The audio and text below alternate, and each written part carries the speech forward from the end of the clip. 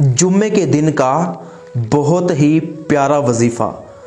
आपने जुम्मे वाले दिन करना यह है कि एक 10 रुपए का नोट लें या 50 का नोट ले लें या 100 का नोट ले लें।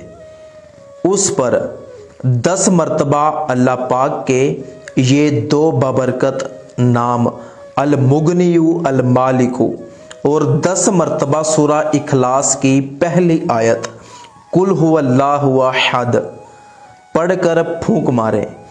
फिर वो नोट मस्जिद के गले में डाल दें या किसी फ़कीर को दे दें।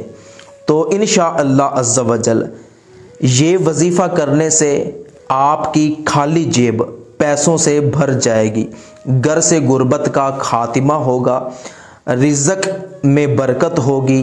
अगर कारोबार नहीं चलता तो कारोबार भी चलेगा, नौकरी नहीं मिलती तो नौकरी भी मिल जाएगी। खैर बरकत के लिए ये बहुत ही प्यारा वजीफ़ा है। आप जुम्मे वाले दिन ये वजीफ़ा लाजमी किया करें।